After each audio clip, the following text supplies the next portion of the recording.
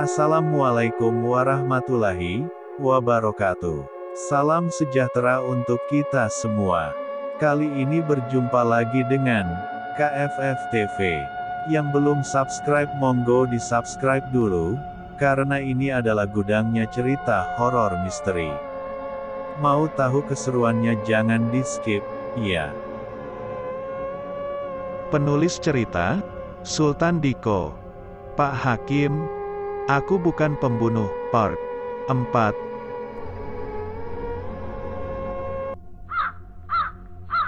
Suara burung gagak, seolah memberi pertanda bahwasanya ada sosok tak kasat mata di antara mereka. Sim, kenapa perasaan gue jadi kagak enak? Ya, tanya Marzan. Pada Kosim, iya Zan, gue juga ngalamin hal yang sama, jawab Kosim. Keduanya sepakat untuk tidak melanjutkan aktivitas jaga pada malam ini. Namun saat mereka hendak melangkah kaki keluar dari areal pemakaman, tanpa disadari sepasang bola mata tengah mengawasi mereka. Sorotannya yang tajam, seolah memberi isyarat bahwasanya akan ada pembalasan terhadap orang yang zalim. Sepertinya Kosim dan Marzan tidak menyadari hal itu. Sim, lu tungguin di mari. Gue kebelet nih, ucap Marzan. Elu ade-ade aje. Zan, kebelet segala, ujar Kosim. Serius Sim? Gue udah kagak nahan. Buru-buru Marzan menyelinap ke dalam semak-semak. Iya, udah sono, gue tungguin di mari. Marzan merasa lega karena hajatnya bisa terrealisasikan. Alhamdulillah, plong deh jadinya, ujar Marzan dalam kesorangan. Tiba-tiba, terdengar suara tawa seperti orang tersipu malu. Marzan mencari dari mana datangnya sumber suara itu. Ia mengedarkan pandangan senternya ke semua sisi.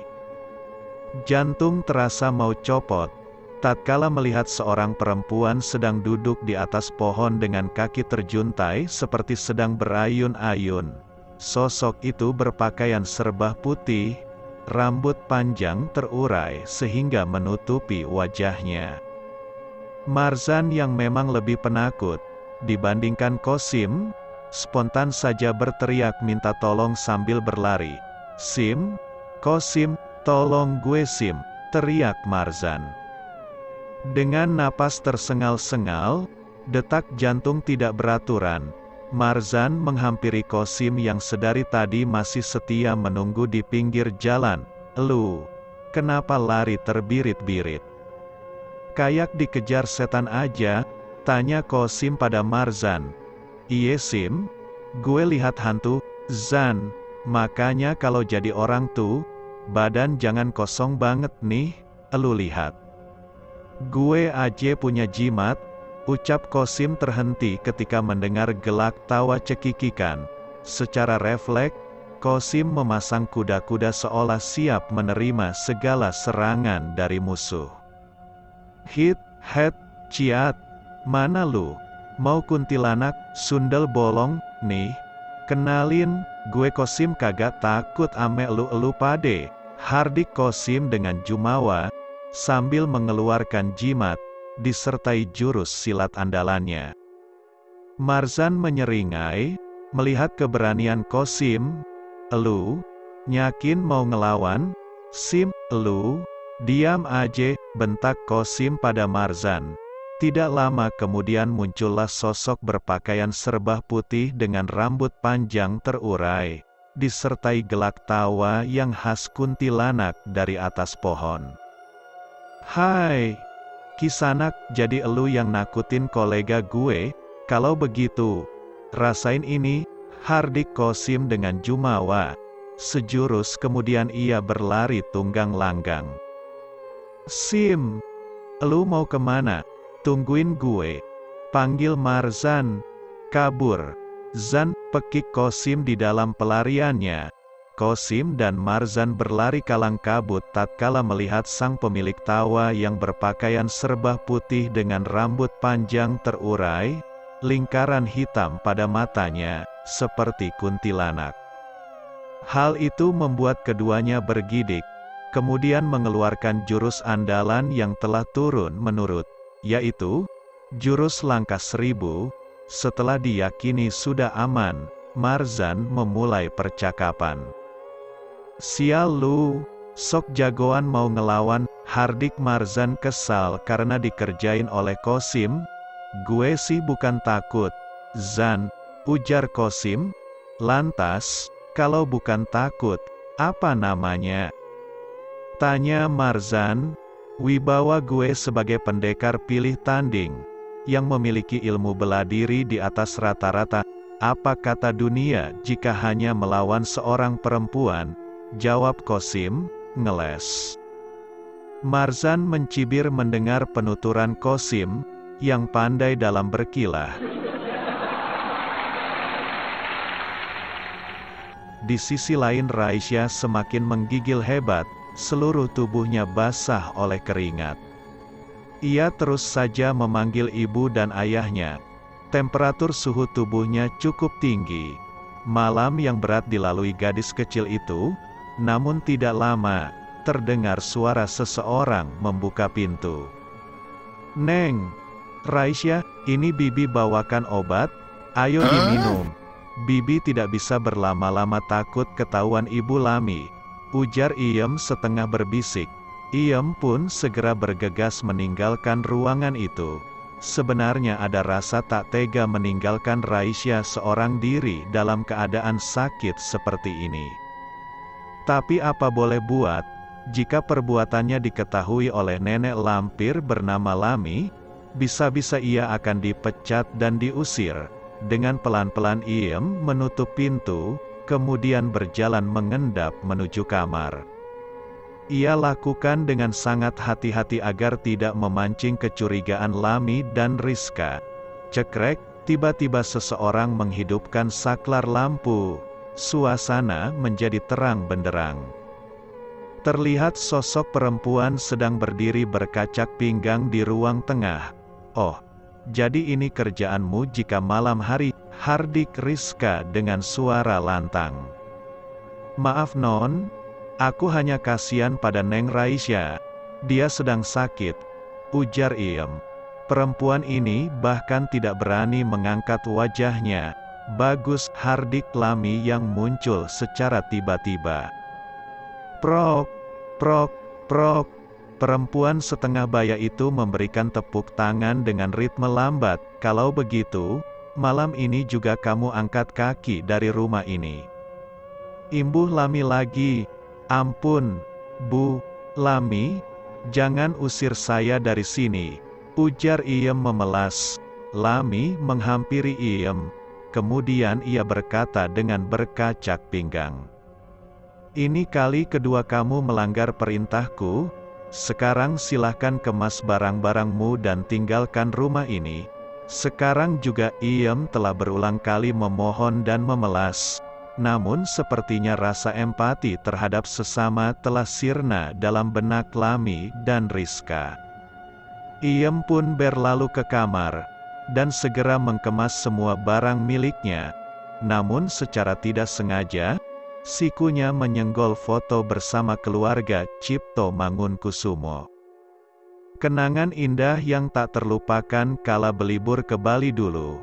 Bingkai foto yang terbuat dari kaca itu pecah. Secara tak sadar ujung jemarinya yang membelai gambar tersebut tergores serpihan kaca, yang mengakibatkan tangannya mengeluarkan sedikit darah. Cairan merah itu menetes mengenai wajah Arumi di dalam foto. "Maafkan Iem Bu, aku tidak bisa menjaga Neng Raisya lagi," gumam Iem dalam hati, sembari memeluk kenangan yang sangat berharga baginya itu. "Kamu lama amat mengemas barang begitu aja lamanya, minta ampun," hardik Lami yang datang tiba-tiba, membuat Iem terkejut hingga terperanjat. "Iya Bu, ini sudah siap," jawab Iem tetap dengan wajah tertunduk. Iem menghentikan langkah kaki saat melewati jalan menuju lonteng atas. Perlahan ia menaiki tangga ke kamar Raisya. sekedar berpamitan untuk yang terakhir kalinya. Mau kemana kamu? Hardik Lami dengan wajah garang. Iem mau berpamitan pada Neng Raisya. Bu, jawab Iem, tidak ada yang boleh menemui anak sialan itu, segera tinggalkan rumah ini. Atau aku akan mengusirmu secara paksa, ujar Lami. Sepertinya perempuan tua ini tidak memberikan kesempatan apapun lagi pada Iem, kemarahan telah menguasai jiwanya. Baik, Bu, Iem mengurungkan niatnya untuk berpamitan pada Raisya. Ia hanya menatap pilu ke arah lonteng atas, berharap putri semata wayang Arumi itu keluar menemuinya. Langkah kaki Iem terasa sangat berat. Walau telah berada di luar rumah, pandangan mata masih tak henti-hentinya mengedarkan ke arah lonteng tempat Raisya berada. Ia berharap bisa bertemu sebelum benar-benar meninggalkan rumah. Sepertinya niatnya terkabulkan. Bibi, teriak Raisya yang tiba-tiba berlari menghampirinya. Bibi mau kemana? Jangan tinggalkan Raisya, ujar Raisya diiringi isak tangis. Air mata Iem tumpah, ia memeluk Raisya dengan erat. Bibi akan pergi. Neng Raisya, jaga diri. Baik-baiklah di sini, jaga kesehatan. Jika masih punya umur Allah pasti mempertemukan kita lagi, ujar Iem dengan nada berat. Bibi, jangan tinggalkan Raisya, aku mau ikut Bibi, ujar Raisya memelas. Raisya, masuk, teriak Lami dari depan pintu rumah. Nenek jahat, Bi Iem tidak boleh pergi dari sini, cerca Raisya. Enak saja, siapa kamu, berani-beraninya membentakku. Rizka bawa anak itu ke rumah, jika perlu paksa dia, perintah Lami pada Rizka putrinya. Rizka bergegas menghampiri Raisya, kemudian menjambak rambut gadis kecil itu dan menyeretnya masuk ke dalam rumah. Sudah, Neng Raisya nurut saja, jangan melawan, Bibi pamit dulu. Karena tidak ingin melihat Raisya disakiti lebih jauh lagi, Iem segera bergegas meninggalkan rumah itu. Kasihan Neng Raisya, ia pasti tersisa, gumam Iem dalam hati. Iem terus melangkahkan kakinya, walau belum tahu pasti kemana arah yang dituju. Jauh semakin jauh ia melangkah di tengah kegelapan malam. Di pinggir trotoar Iem hempaskan tubuh untuk beristirahat. Perjalanan panjang tak bertujuan, menguras tenaga hingga membuat lelah. Namun secara tidak sengaja 3 orang berandal berjalan sempoyongan sambil memegang sebuah botol di tangan. Melihat ada seorang perempuan yang sedang beristirahat di trotoar, dengan pakaian sedikit basah oleh keringat. Membuat hasrat kelelakian muncul. Hal itu dimanfaatkan oleh iblis agar ketiganya melakukan tindakan asusila terhadap Iem. Hai, cewek, sendirian aja, nih. Boleh dong, kita temani, ujar salah satu dari ketiga berandalan itu. Sesekali mereka mencolek-colekan tubuh Iem dengan nakal. Mau apa kalian? Hardik Iem. Ia meringkuk menutupi tubuh dengan tas berisi pakaian yang dibawanya. Bro, kalian dengan tidak? Mau apa katanya? Hahaha, ujar orang itu lagi. Sudahlah Leo, tunggu apa lagi? Ujar berandalan satunya lagi, kepada orang pertama yang ternyata bernama Leo. Mengetahui bahwa ketiga orang ini ingin berbuat yang tidak senonoh, Iem bangkit dan berlari tunggang langgang sambil berteriak minta tolong. Namun malangnya karena malam sudah memasuk waktu dini hari, tidak ada yang mendengar teriakannya. Mael, Marco, ayo kita kejar perempuan itu, teriak Leo pada kedua temannya. Ternyata ketiga berandalan itu bernama Leo, Mael dan Marco. Aksi kejar-kejaran pun terjadi. 3 sekawan yang telah dikuasai oleh minuman keras ini, sangat beringas bak hewan buas berburu mangsa. Hingga pada akhirnya, Iem memasuki sebuah gedung tua yang sudah tidak terpakai dan terbengkalai. Nahas, karena telah kualaan dikejar para berandalan itu, Iem pun terpeleset dan terjatuh. Kepalanya membentur sebuah kayu hingga mengeluarkan darah. Karena sudah kehabisan tenaga, ia akhirnya pingsan tidak sadarkan diri. Hal itu dimanfaatkan oleh Leo. Ketiganya menggagahi Iem dengan biadab. Ironisnya, mereka lakukan itu secara berulang-ulang dan bergantian, setelah merasa puas, karena hasrat telah tersalurkan. Mereka menyirami sisi sensitif Iem dengan minuman yang diiringi oleh gelak tawa. Hahaha, malam ini sangat menyenangkan, ujar Leo, diiringi gelak tawa dari kedua temannya. Kemudian, ketiga berandalan biadab itu pergi. Mereka meninggalkan Iem begitu saja, dalam keadaan tanpa sehelai benang. Sementara itu, di rumah almarhum Cipto Mangunkusumo, pasca kepergian Iem, Raisya sangat terpukul. Ia tak henti-hentinya meratap pilu. Satu-satunya orang yang peduli dan dekat padanya, kini telah pergi karena diusir oleh Lami dan Rizka. Gadis 11 tahun itu melewati malam yang panjang dengan linangan air mata.